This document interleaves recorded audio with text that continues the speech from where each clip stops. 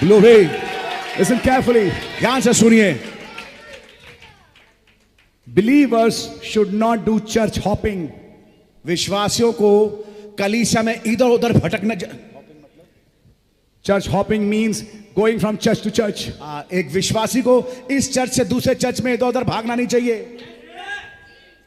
Be careful. सतर्क हो जाएं. If he needs to go to another church, अगर उसको एक और चर्च में जाना है, he should inform his pastor. जरूरी है कि पहले वो अपने पास्टर को सूचना दे, so that there be no confusion between this pastor and that pastor. ताकि दो पास्टर, जो ये वाला पास्टर है और जहां वो जाना चाहता है, उन दोनों में कोई मतभेद ना हो. It is not the pastors sometimes. कई बार ऐसा होता है कि पास्टर्स नहीं होते. It is the congregation that brings confusion. ये कलीसियाई सदस्य होते हैं जो मतभेद लाते हैं. Why? क्यों? Because of some church hoppers. क्योंकि कुछ चर्च के लोग भागे जो इस चर्च से उस चर्च में जाना चाहते हैं, वहां से निकल के कहीं और जाना चाहते हैं. You know why? आप जानते क्यों? They're not satisfied in the first place. पहले स्थान पे वो संतुष्ट है ही नहीं. They couldn't stay in one place. एक जगह पे टिक नहीं पाते. That's what the Bible calls them, wandering stars. इसलिए बाइबल इनको बताता है भटकने वाले सितारे. It's written in the Bible. Bible में लिखा है. They're not satisfied in one place. एक जगह पे वो संतुष्ट नहीं है. That's why you should have one church home. इसलिए आपके पास एक कलीसिया होना चाहिए जो आपकी निजी कलीसिया हो. Are you understanding it? क्या समझ रहे हैं आप? And if by chance you have a relation in another church and you need to go to somewhere because of your job and you're visiting that church, inform your pastor.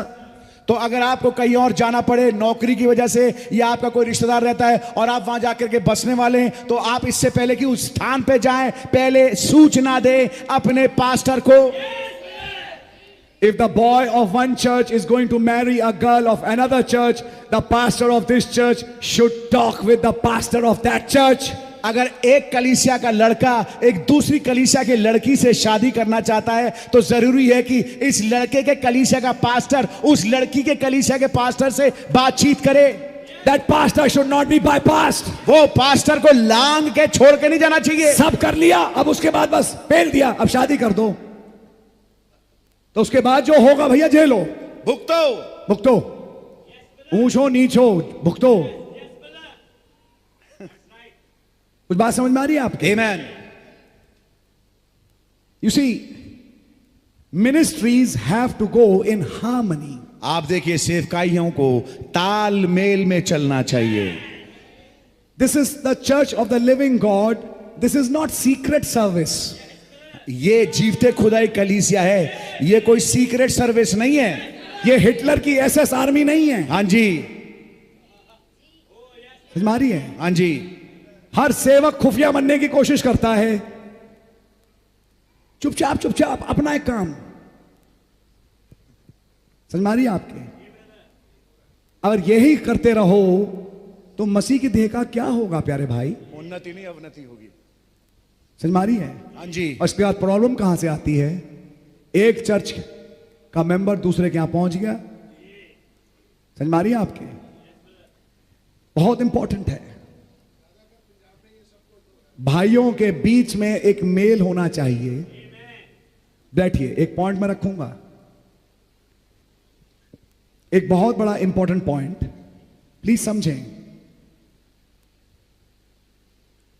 जब किसी pastor के यहां से कुछ लोग निकले, एक बहुत इंपॉर्टेंट पॉइंट है, और वो दूसरे पास्टर को अप्रोच करें, तो बहुत इंपॉर्टेंट बात है कि पूरा केस इन्वेस्टिगेट हो. ये निकले क्यों, और उन्होंने या तो निकाला या ये निकले या जो भी हुआ, ये हुआ क्यों, इससे पहले कि अगले कदम लिए जाए. सच बात है. समझ में आ रही है?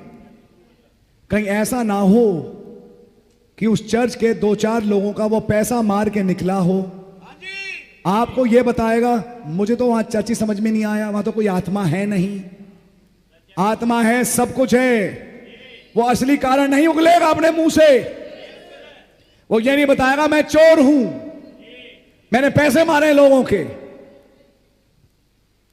और दूसरे पास्टर से कहेगा ब्रदर मुझे आप जैसा आत्मिक आदमी लगता नहीं, क्या मैं आपके चर्च आ सकता हूं? और तब वो दूसरा पास्टर कहता है क्यों नहीं, क्योंकि वैसे भी इस पास्टर की उस पास्टर से बनती नहीं। आपको मालूम इससे नुकसान किसका हो रहा है? इससे नुकसान हो रहा है कलीसिया की क्वालिटी का।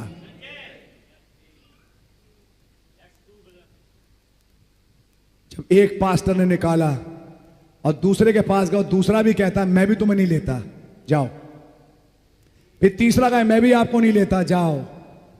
तब उसे अकल खुले कि ये कोई भी मुझे लेने को तैयार नहीं है। यार ये क्या चक्कर है? तब शायद अकल दुरुस्त हो कि ये मैंने जो चर्च छोड़ा या मुझे निकाला गया, मैं कौन सी दुनिया में घूम रहा हूं? यहां पे जो निकलता है उसकी तो हेकड़ी आसमान छूती है। तुम कौन से हो गए पास्टर?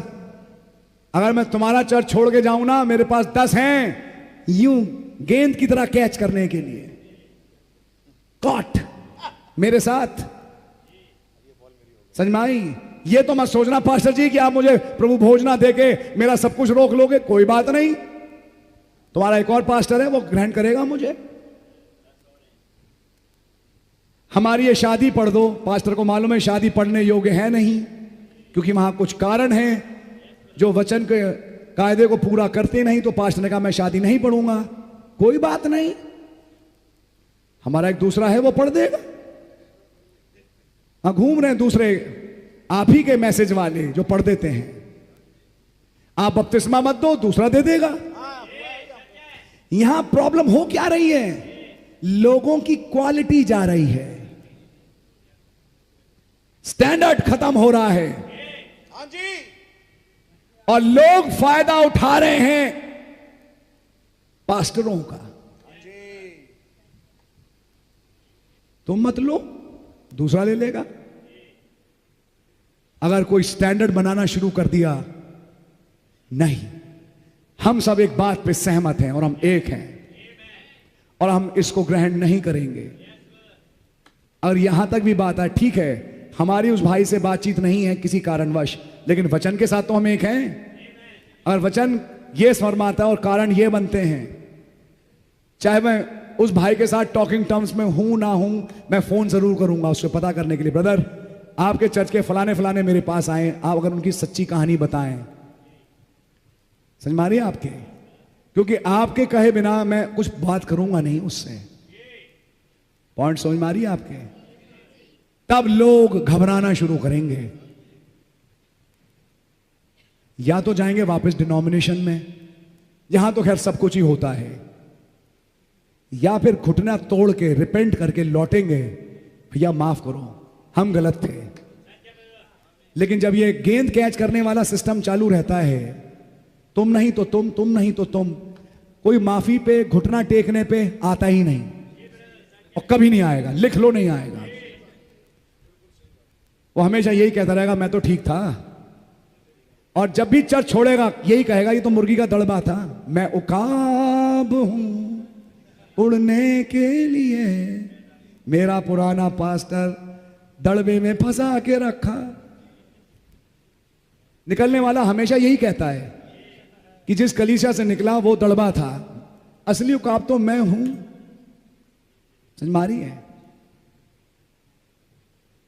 मैं इसलिए ये बातें कह रहा हूं भाई, अब आज अंत के समय ये भटकने और भटकाने वाली आत्माएं बहुत ज्यादा तेजी से घूम रही हैं। मेरी दुआ है हमारा कोई भी भाई या बहन ऐसी भटकाने वाली आत्माओं के चक्कर में आ ना जाए, क्योंकि रैप्चर खटाई में पड़ जाएगा। आपकी बात समझ में आ रही है? और जब आप और आपका पास्टर, जब आप और आपके अगुए जिनके साथ आप जुड़े हैं एक हो गए, आप पावर को ऑपरेट करते तो देखिए।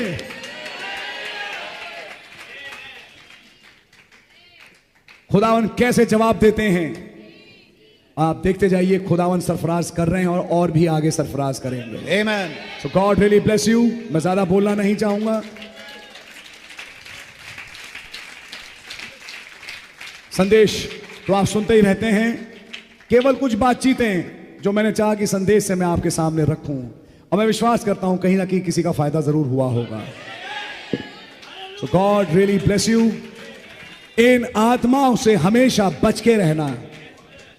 ये आत्माएं कहीं की नहीं छोड़ती, लेकिन हां, जब आपके पास जेन्युइन होली गोस्ट है और आप वचन के साथ मिल के चल रहे हैं और खुदा ने जिस अगुए को रखा उसके साथ समझ मारिए आपके, तो आप ये लिख लें, आप उन्नति के तरफ बढ़ चुके और उन्नति पे उन्नति पे उन्नति आपको मिलती चली जाएगी।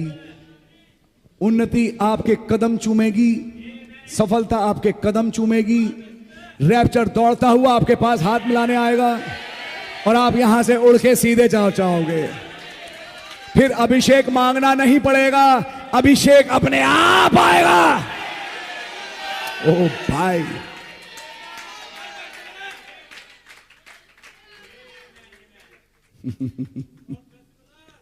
कई बार एक ही आवाज सुनते सुनते आदमी कभी बोर हो जाता है।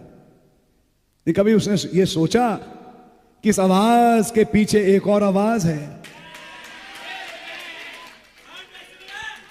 जब ये रेवलेशन मिल जाएगा, वो आवाज से बोर नहीं होगा। नो, उसे मालूम है कि बोल कौन रहा है। God bless you.